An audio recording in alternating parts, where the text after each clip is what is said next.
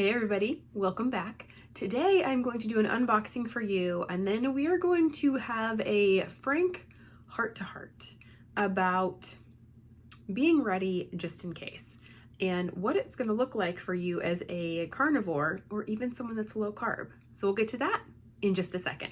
With every start, we are born again. Open your heart, spend this time in your head. Okay, so this is my box cutting knife. This is my official box cutting knife. It is a ceramic knife. These are fantastic. You should use these as box cutting knives. My last one lasted a solid 10 years before it got lost. So do not use your good kitchen knives to open up boxes. Don't do it. Here's my box. Here's my box from Carnivore Bar. Y'all know I've already done a review on the Carnivore Bar. I'm probably shaking the entire phone. This is hilarious. I've already done a review on the Carnivore Bar. I have also shown you guys, still shaking everything, sorry, how to make your own pemmican. But now I'm going to take it a step further. And we're going to talk about some pretty serious stuff. This is an ammo box. That's the name of it. It's an ammo box from the Carnivore Bar. Hang on. I'm gonna be smart about this.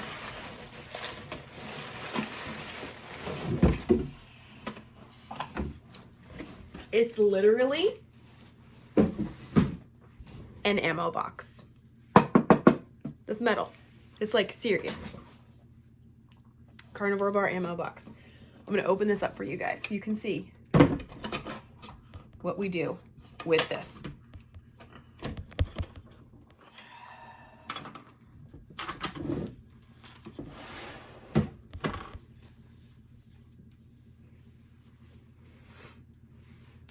Check this out. Bandana, which I absolutely love. I will be wearing this in my hair. I will probably be wearing this for chores.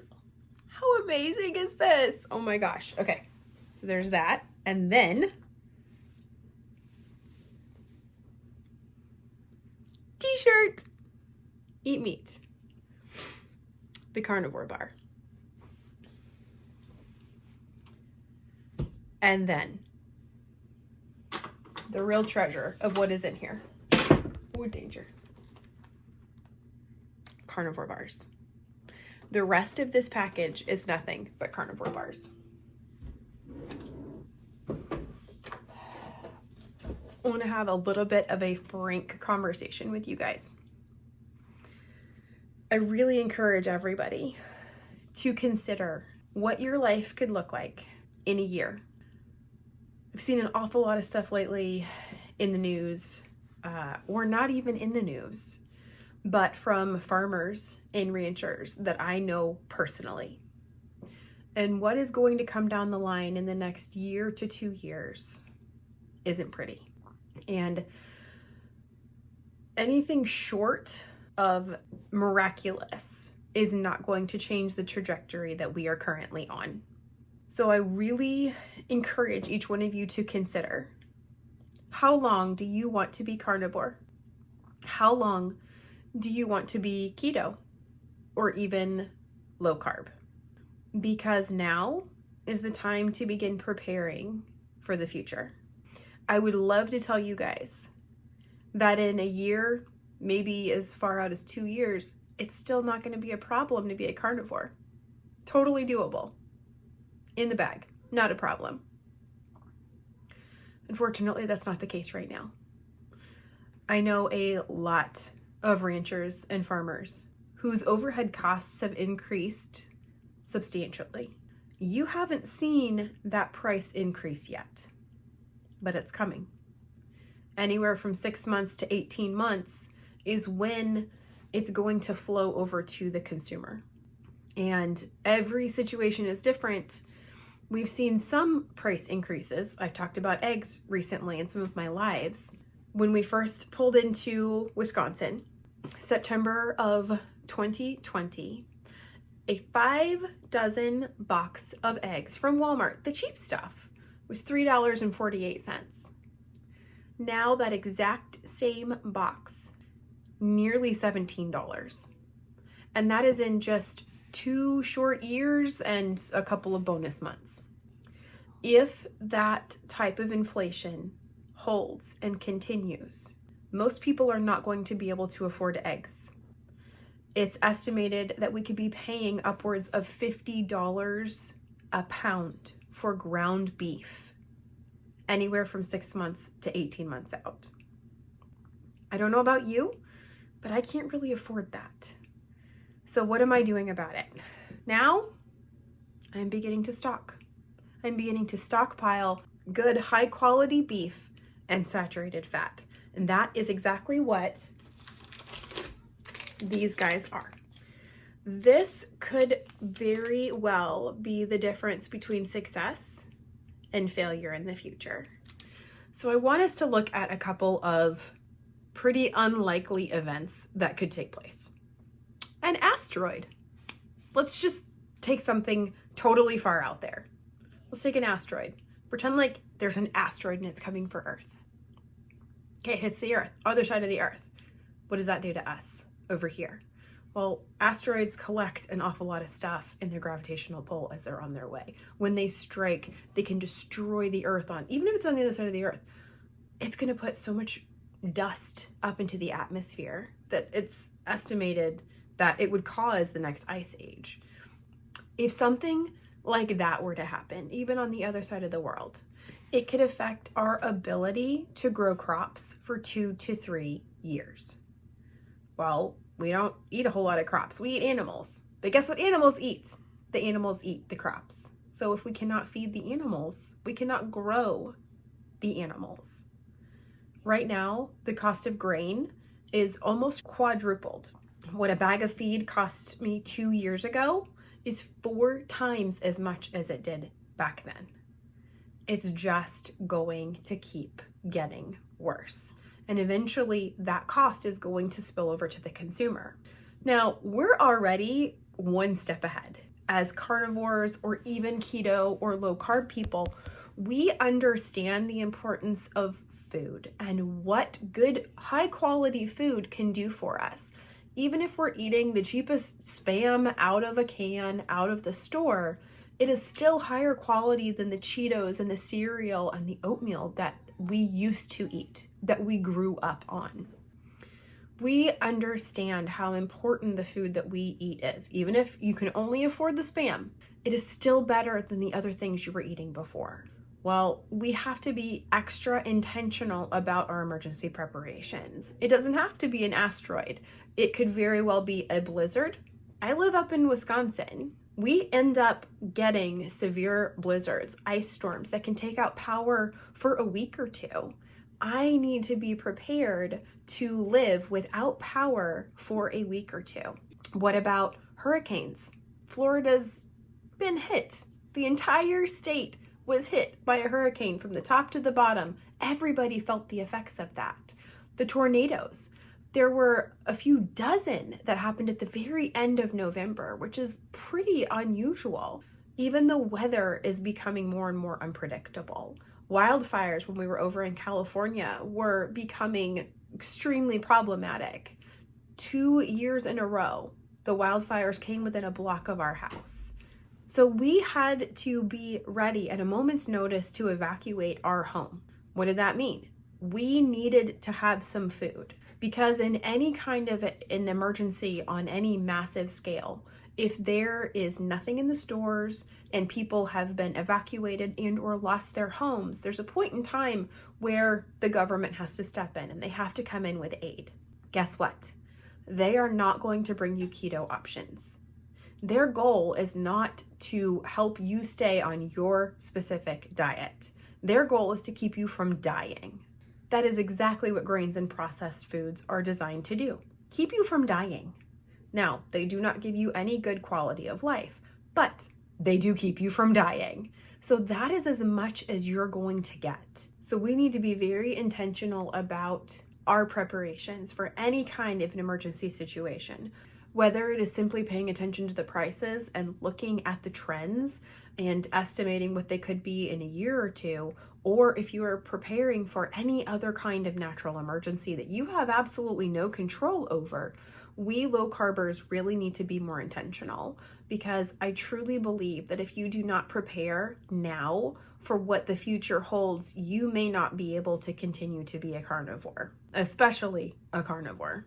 Now, there's a couple of things that are essential: food, water, and a place to live. So whether it be rent or a mortgage, you're going to need to save your money in some cases for those things. I know some people who can't even afford their electric bill this month because the energy cost has gone up significantly. I know that there are quite a few people, I think it's up to 45% of people who are going to the grocery stores are now having to put the food on credit cards because they don't even have enough to make ends meet in that way. Food is kind of a necessary thing. Unless you are extremely very well off and it's not really a big deal and you don't even notice it, you might want to consider what you're going to need to do for yourself in the near future.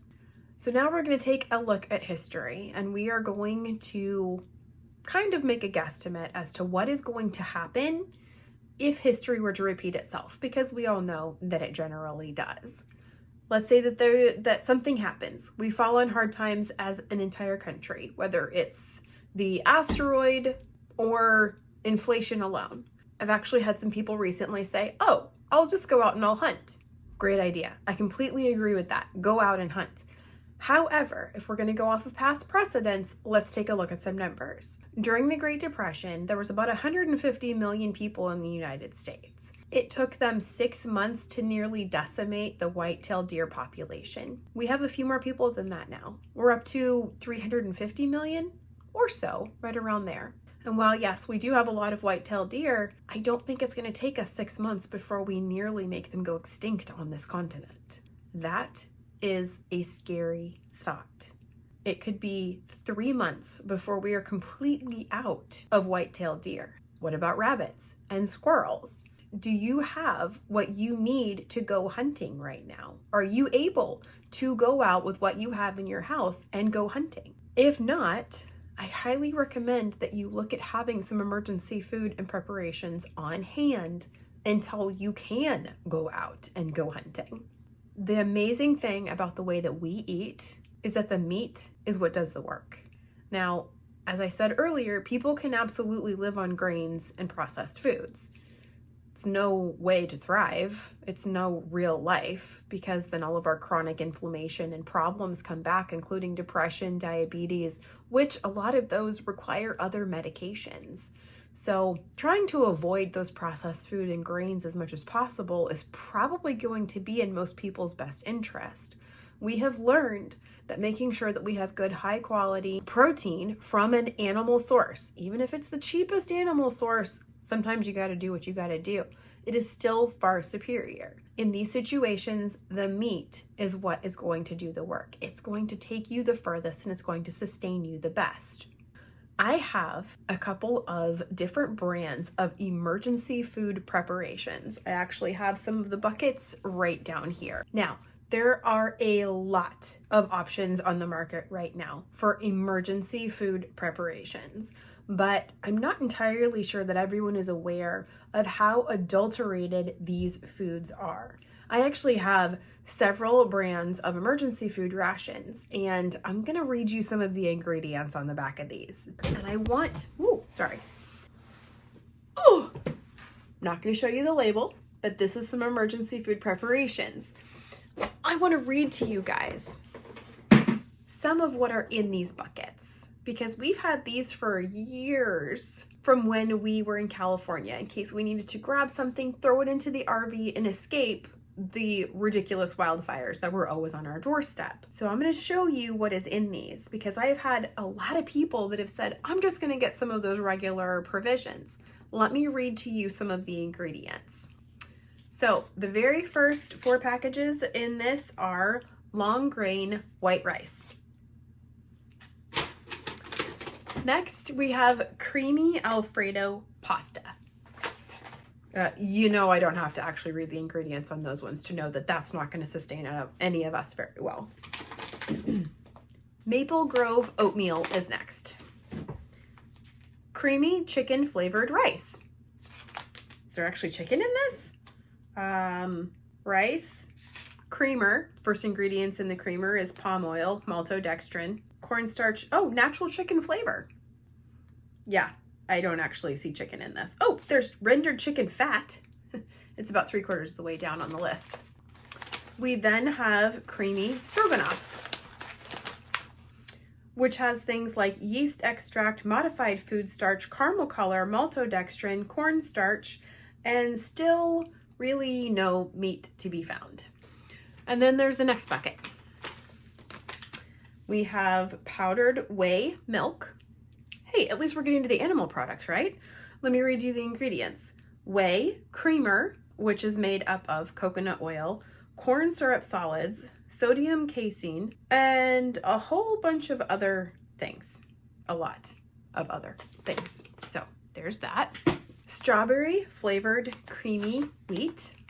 Yeah, I'm not even gonna try that one. Cheesy broccoli and rice soup. Classic mac and cheese. Hey, at least it's got real cheese in it. You know what? Oh, and then my favorite, my absolute favorite. Orange energy drink.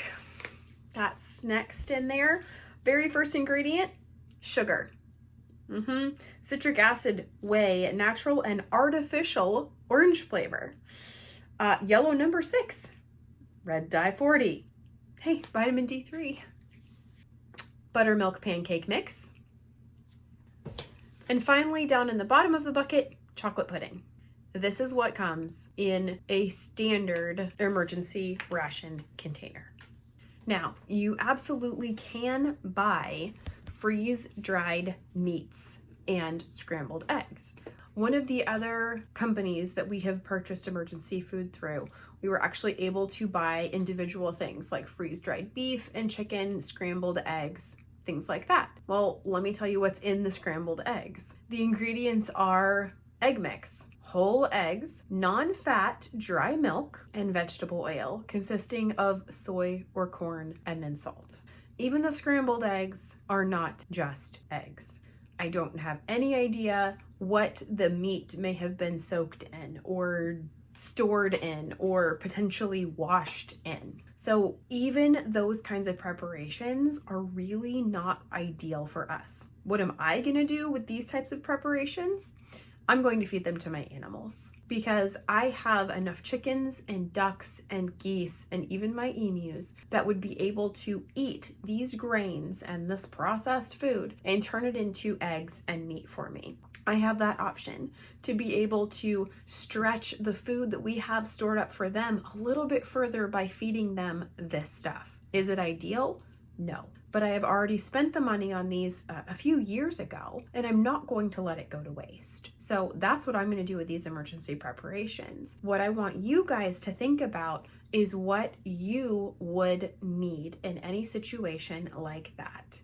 And I can tell you this is going to be your best option by far. I've had some people say, oh, it's too expensive. I understand that it does seem to be expensive, but there's a lot that goes into these bars.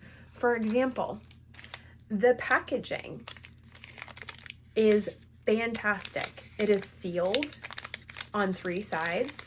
There is absolutely no chance that anything is getting through this seal. The entire thing is sealed.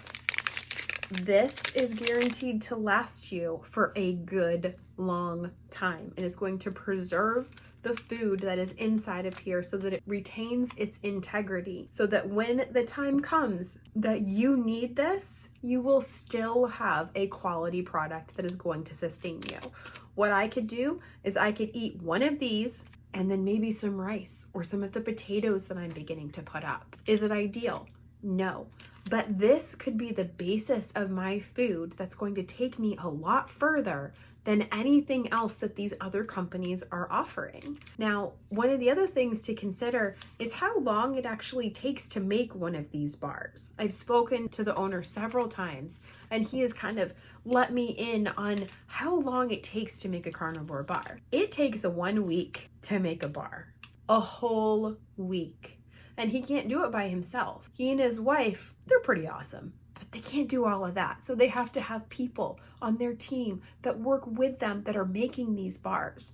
The packaging itself is quite a bit of the cost, but you want to make sure that what it's packaged in is going to last you for a really long time. I have no intention of touching these.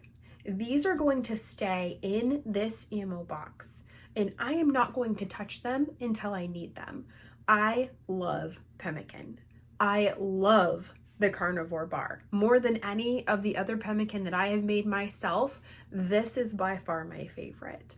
But this is shelf stable, it's already pre-packaged, it is safe, and I know that it will stand the test of time. For in case I were to need it in the next 6 months to 2 years, it's going to be here and it's going to be ready for me. So while I have the opportunity, I'm going to be making my own pemmican, eating my own pemmican, storing up my own pemmican with what I can. But I know that this is going to be ready and waiting for me to sustain me in the worst case scenario when I've run out of almost everything else. The other really cool thing about the carnivore bar and the company is that everything that they make on these bars is going back into the company. They are not walking away with their pockets stuffed full. Every bit goes back into the company to streamline the process, to help get better equipment, to try to get more and more and more carnivore bars out to people who truly do need them. Because I think we've reached a time in our history where things are about to get really sticky. We have been so comfortable and we have come to rely so much on our very fragile food system. And I think we're about to start seeing a lot of problems. A lot of people would call me a pessimist. I like to think of myself as a realist. I always want to hope for the best, but prepare for the worst. Because no matter what we do, there are some things that we cannot affect. I don't look at anything and freak out about it or get depressed about it. I look at it as a challenge. One of the ways that I decide which things I'm going to worry about and which things I'm not going to worry about is an old way that I learned to determine what is gossip. So gossip is anything that you are neither a part of the problem nor the solution.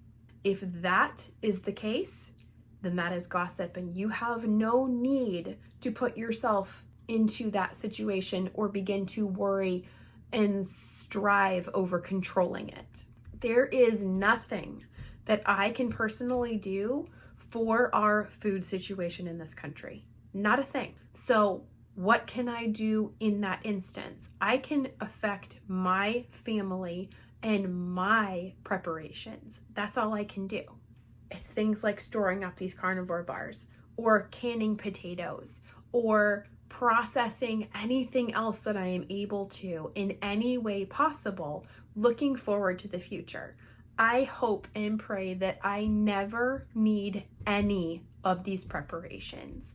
But let me tell you, we have been storing up food in our freezers for the past 6 months because we had an inclination that the prices were going to go up. We began buying 2 of whatever it was we went to the store for, putting one away and then eating one of them. And now that the prices really have gone up, I can go out to my freezer and I can get whatever kind of chicken that I need for the recipe that I want to make right now. And I can very slowly replace things when it's available and when we have the funds to be able to do that. So we're already tapping into our reserves, our stores that we have been putting up. Times have been really hard for a lot of people. A lot of people have had to cut back on things like their cell phone plan and their TVs and all of their extracurricular activities, even driving extra because gas prices are just way too high for how many other things we have to cover.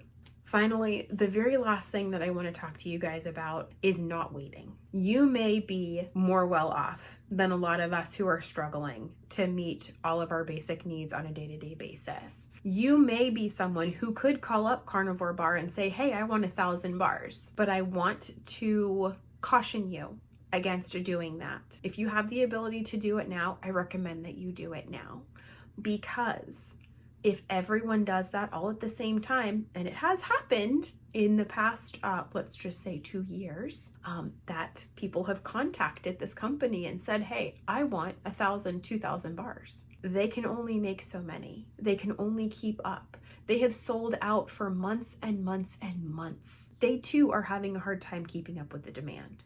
So I encourage you, if you have the ability now to put away a little bit of money, to order a little bit. It doesn't have to be from the Carnivore Bar, even if it's just go to the store and get a couple extra cans of tuna or sardines or Spam. Whatever the case may be, anything that you can put towards your future right now could be the difference between you being carnivore for a year versus just 6 months, when the meat runs out or the money runs out. I know it's hard. I know that it's scary and we don't know what's coming down the line, but I do know that we have the power to do something right now. So whether it is the Carnivore Bar, making your own pemmican, or as I said, just getting a couple extra packs of tuna, it could be the difference between success and failure for you in the future. I really don't want this video to come across as all doom and gloom. Actually, I want this video to empower you, to show you that there are options, and that if you have taken the time to make these preparations for yourself, if something does come in the future, you're going to be like, oh my gosh, this is such an incredible feeling to know that I am not at the mercy of whoever's going to bring me their MRE, meals ready to eat, or emergency rations. I am able to take care of myself because I've made some preparations. So please consider getting the Carnivore Bar. Consider beginning to make your own pemmican, even if it takes you a week to make it. Do something to ensure that you have security in your future. Down below is my affiliate code for the Carnivore Bar. If you want to use it, please do. It doesn't cost you anything, and I get a thank you from the company for recommending their product. If you cannot afford this, that does not mean that there is no hope. I make my own pemmican. You can go back and you can watch the video on that. There are a lot of ways that we can try to be intentional about preparing for whatever the future may hold.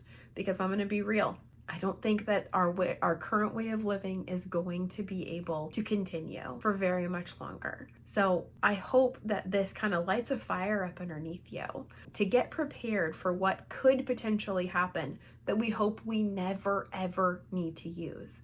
Us low carbers, keto goers, and carnivores have to be more intentional about what we're going to do.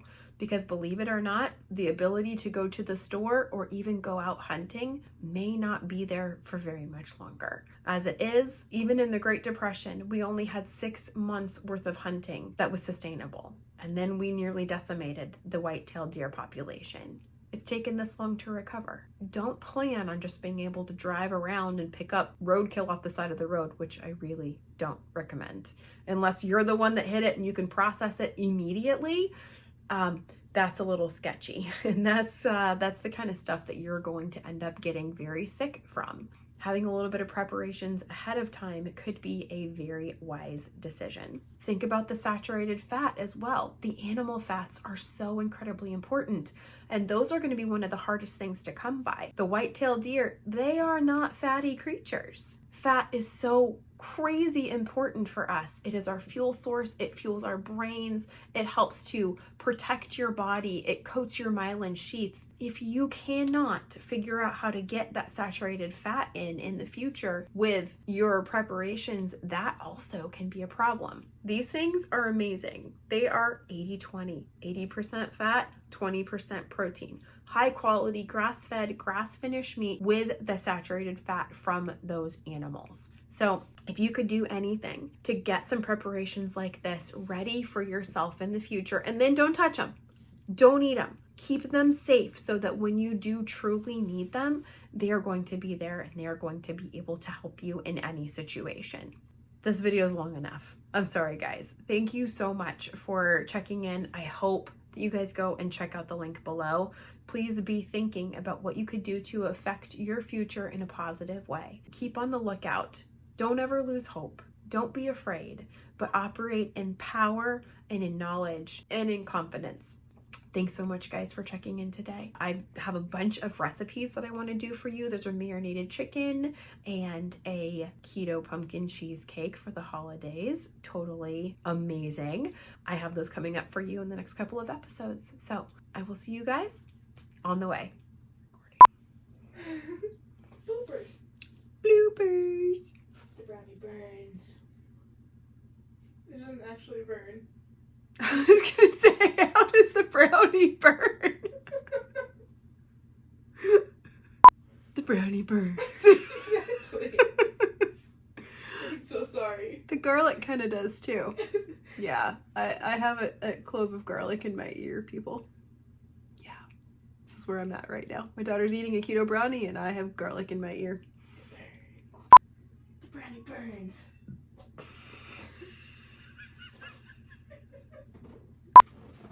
This is what you do. You freeze so that when you have to edit, you're still in the same position. Go. Get my paper out. My paper's buried. That's not my paper. This is my paper. My paper is here. And looking forward. Oh, wow. Okay. I'm going to squish my daughter.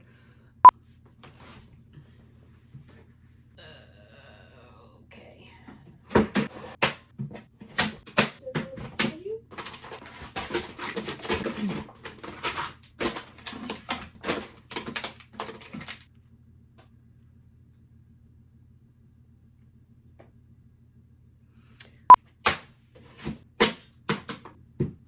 I can't get it. I did it. And then there's the next bucket. Actually, one of the other,